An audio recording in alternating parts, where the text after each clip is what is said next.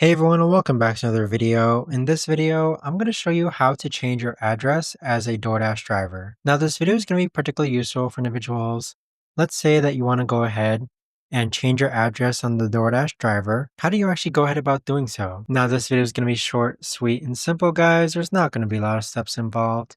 Now in order to do this, what you're first going to do is log on to the Dasher app. Next, click on the hamburger icon on the top left hand corner. Afterwards, go ahead and click on account, then click on profile, then click on edit profile. And then towards the bottom, you're going to find your address. Click on update. And then this is where you can enter your new address.